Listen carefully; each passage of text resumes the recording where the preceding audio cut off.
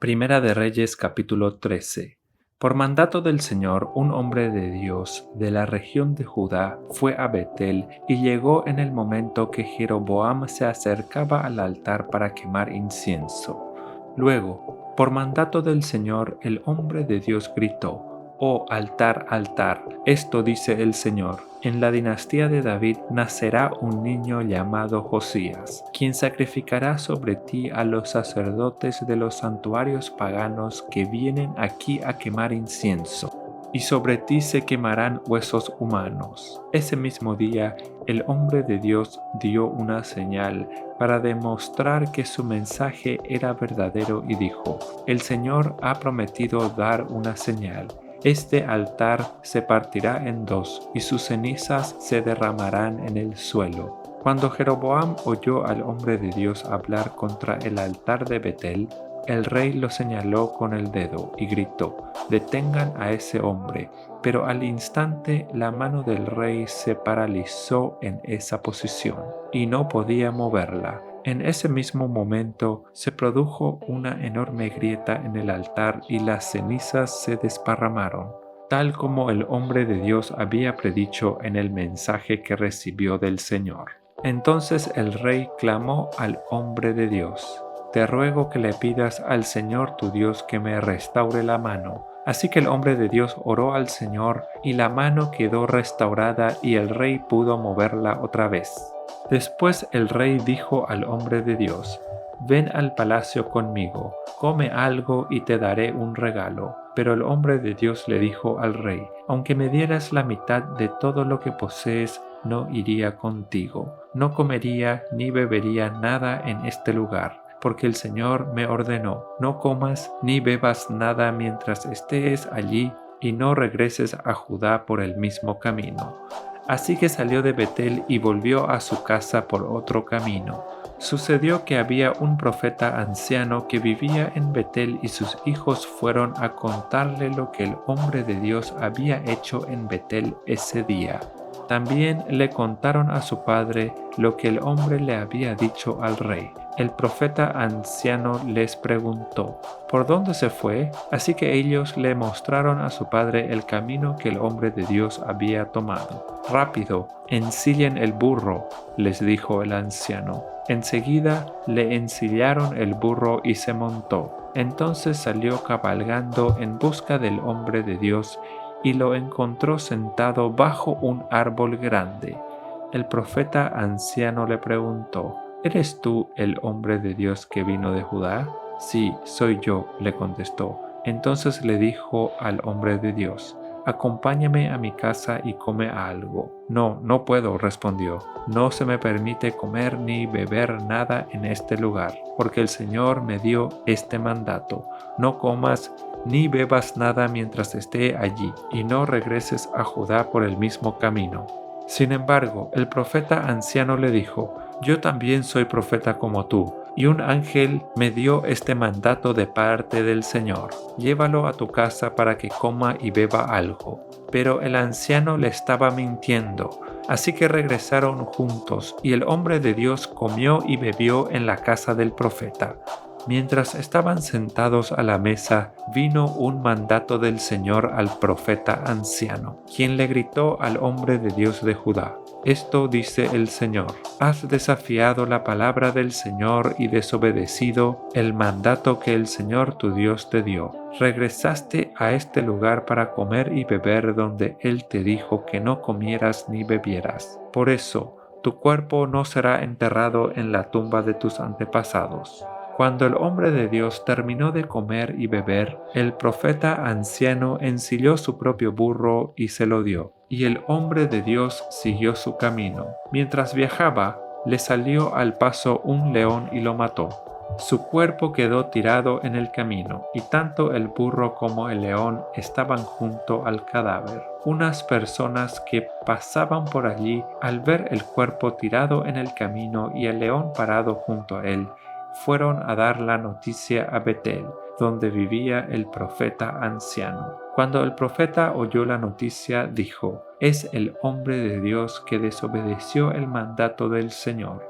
El Señor cumplió su palabra al hacer que el león lo atacara y lo matara. Luego el profeta dijo a sus hijos: «Ensíllenme un burro». Así que ellos ensillaron un burro, y él salió y encontró el cuerpo tirado en el camino. El burro y el león todavía estaban parados junto al cadáver, pues el león no se había comido el cuerpo ni había atacado al burro. Entonces el profeta cargó el cuerpo del hombre de Dios sobre el burro y lo llevó de regreso a la ciudad para hacer duelo por su muerte y enterrarlo. Puso el cuerpo en su propia tumba y clamó con profundo dolor: «Ay, hermano mío». Después el profeta dijo a sus hijos: «Cuando yo muera, entiérrenme en la tumba donde está enterrado el hombre de Dios. Pongan mis huesos al lado de los suyos». Pues el mensaje que el Señor le dijo que proclamara contra el altar de Betel y contra los santuarios paganos en las ciudades de Samaria ciertamente se cumplirá. A pesar de esto, Jeroboam no abandonó sus caminos perversos. Continuó seleccionando sacerdotes de entre la gente común y nombraba a cualquiera que quisiera ser sacerdote de los santuarios paganos. Esto fue un gran pecado y como consecuencia la dinastía de Jeroboam fue totalmente eliminada de la faz de la tierra.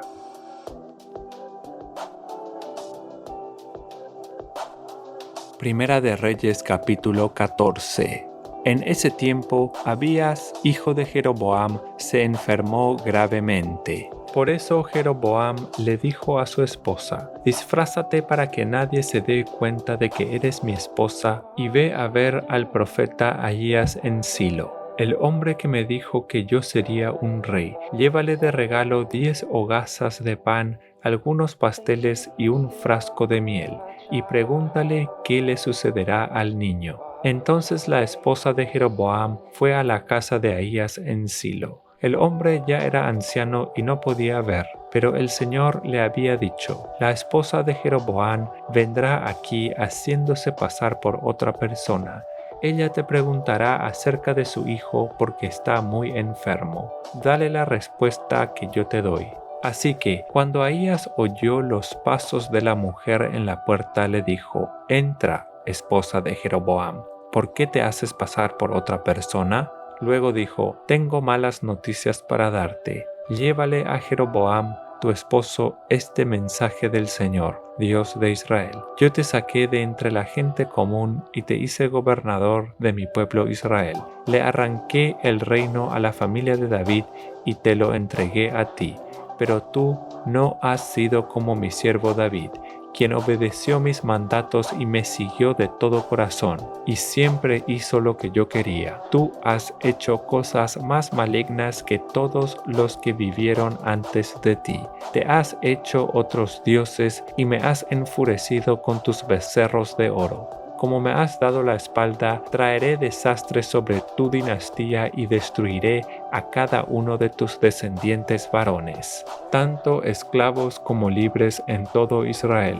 Consumiré tu dinastía real como se quema la basura, hasta que toda haya desaparecido. A los miembros de la familia de Jeroboam que mueran en la ciudad, se los comerán los perros, y a los que mueran en el campo se los comerán los buitres. Yo, el Señor, he hablado». Después Ahías le dijo a la esposa de Jeroboam: «Regresa a tu casa, y cuando entres en la ciudad, el niño morirá. Todo Israel llorará su muerte y lo enterrará. Él será el único miembro de tu familia que tendrá un entierro apropiado, porque este niño es lo único bueno que ve el Señor, Dios de Israel, en toda la familia de Jeroboam. Además, el Señor levantará un rey sobre Israel que destruirá a la familia de Jeroboam. Esto sucederá hoy, ahora mismo. Luego el Señor sacudirá a Israel como la corriente agita los juncos. Él desarraigará a los israelitas de esta buena tierra que les dio a sus antepasados y los esparcirá más allá del río Éufrates. porque ellos han enfurecido al Señor con los postes que levantaron para rendir culto a la diosa Aserá. Él abandonará a Israel debido a que Jeroboam pecó e hizo que Israel pecara con él. Entonces la esposa de Jeroboam regresó a Tirsa, y el niño murió en el momento que ella atravesaba la puerta de su casa. Todo Israel lo enterró y lloró su muerte, tal como el Señor había prometido por medio del profeta Ahías. Los demás acontecimientos del reinado de Jeroboam, con todas sus guerras y la forma en que él gobernó, están registrados en el libro de la historia de los reyes de Israel. Jeroboam reinó 22 años en Israel. Cuando Jeroboam murió, su hijo Nadab lo sucedió en el trono. Mientras tanto, Roboam, hijo de Salomón, reinaba en Judá. Tenía 41 años cuando subió al trono y reinó 17 años en Jerusalén, la ciudad que el Señor había elegido entre todas las tribus de Israel como el lugar para honrar su nombre. La madre de Roboam era una mujer amonita que se llamaba Naamá. Durante el reinado de Roboam, los habitantes de Judá hicieron lo malo a los ojos del Señor, y provocaron su enojo con los pecados que cometieron, pues eran aún peores que los pecados de sus antepasados. También se construyeron santuarios paganos y levantaron columnas sagradas y postes dedicados a la diosa Aserá en cada colina alta y debajo de todo árbol frondoso. Hasta había prostitutos y prostitutas de los santuarios paganos por todo el territorio. La gente imitó las prácticas detestables de las naciones paganas que el Señor había expulsado de la tierra del paso de los israelitas. En el 5º año del reinado de Roboam, el rey Sisac de Egipto subió y atacó Jerusalén. Saqueó los tesoros del templo del Señor y del palacio real. Robó todo, incluso todos los escudos de oro que Salomón había hecho. Tiempo después, el rey Roboam los reemplazó con escudos de bronce y los confió al cuidado de los comandantes de la guardia, quienes protegían la entrada del palacio real. Cada vez que el rey iba al templo del Señor, los guardias llevaban los escudos y luego los devolvían al cuarto de guardia. Los demás acontecimientos del reinado de Roboam y todo lo que él hizo están registrados en el libro de la historia de los reyes de Judá. Hubo guerra constante entre Roboam y Jeroboam.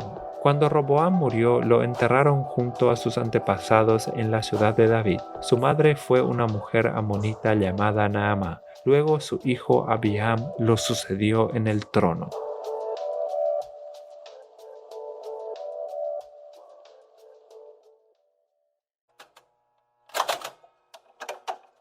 Proverbios capítulo 7. Hijo mío, sigue mi consejo, atesora siempre mis mandatos, obedece mis mandatos y vive. Guarda mis instrucciones tal como cuidas tus ojos. Átalas a tus dedos como un recordatorio. Escríbelas en lo profundo de tu corazón. Ama a la sabiduría como si fuera tu hermana y haz a la inteligencia un querido miembro de tu familia. Deja que ellas te prevengan de tener una aventura con una mujer inmoral y de escuchar las adulaciones de una mujer promiscua. Mientras estaba junto a la ventana de mi casa, mirando a través de la cortina, vi a unos muchachos ingenuos. A uno en particular que le faltaba sentido común. Cruzaba la calle cercana a la casa de una mujer inmoral y se paseaba frente a su casa. Era la hora del crepúsculo, al anochecer. Mientras caía la densa oscuridad, la mujer se le acercó vestida de manera seductora y con corazón astuto. Era rebelde y descarada, de esas que nunca están conformes con quedarse en casa. Suele frecuentar las calles y los mercados ofreciéndose en cada esquina. Lo rodeó con sus brazos y lo besó, y mirándolo con descaro le dijo: acabo de hacer mis ofrendas de paz y de cumplir mis votos. Tú eres precisamente al que estaba buscando. Salí a encontrarte y aquí estás. Mi cama está tendida con hermosas colchas, con coloridas sábanas de lino egipcio. La he perfumado con mirra, aloes y canela. Bebamos sin medida la copa del amor hasta el amanecer. Disfrutemos de nuestras caricias ahora que mi esposo no está en casa. Se fue de viaje por mucho tiempo, se llevó la cartera llena de dinero y no regresará hasta fin de mes. Y así lo sedujo con sus dulces palabras y lo engatusó con sus halagos. Él la siguió de inmediato, como un buey que va al matadero. Era como un ciervo que cayó en la trampa, en espera de la flecha que le atravesaría el corazón. Era como un ave que vuela directo a la red, sin saber que le costará la vida. Por eso, hijos míos, escúchenme y presten atención a mis palabras. No dejen que el corazón se desvíe tras ella. No anden vagando por sus caminos descarriados, pues ella ha sido la ruina de muchos. Numerosos hombres han caído en sus garras. Su casa es el camino a la tumba. Su alcoba es la guarida de la muerte.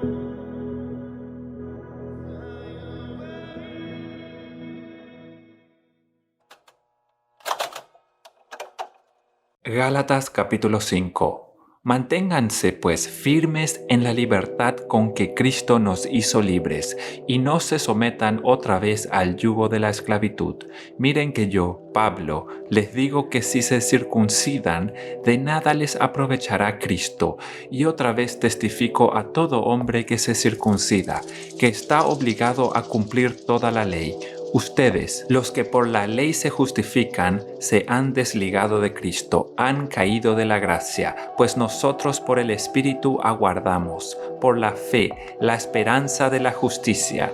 Porque en Cristo Jesús nada valen la circuncisión ni la incircuncisión, sino la fe que obra por el amor. Ustedes corrían bien. ¿Quién les impidió el no obedecer a la verdad? Esta persuasión no procede de aquel que los llama. Un poco de levadura fermenta toda la masa. Yo confío respecto de ustedes en el Señor, que no pensarán de otro modo, pero el que los perturba, quien quiera que sea, llevará la sentencia. Y yo, hermanos, si aún predicara la circuncisión, ¿por qué habría de padecer todavía persecución? En tal caso, se habría quitado el tropiezo de la cruz.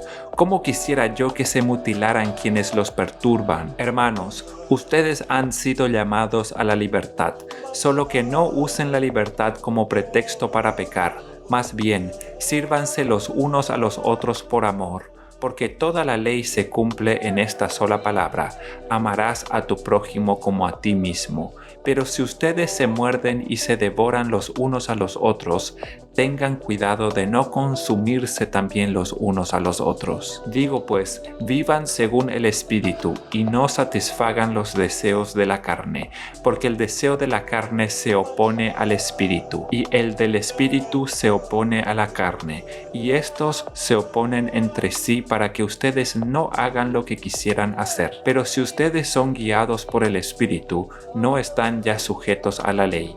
Las obras de la carne se manifiestan en adulterio, fornicación, inmundicia, lascivia, idolatría, hechicerías, enemistades, pleitos, celos, iras, contiendas, disensiones, herejías, envidias, homicidios, borracheras, orgías y cosas semejantes a estas. Acerca de ellas les advierto, como ya antes les he dicho, que los que practican tales cosas no heredarán el reino de Dios. Pero el fruto del Espíritu es amor, gozo, paz, paciencia, benignidad, bondad, fe, mansedumbre, templanza. Contra tales cosas no hay ley. Y los que son de Cristo han crucificado la carne con sus pasiones y deseos. Si vivimos por el Espíritu, vivamos también según el Espíritu. No nos hagamos vanidosos, ni nos irritemos unos a otros, ni sintamos envidia entre nosotros.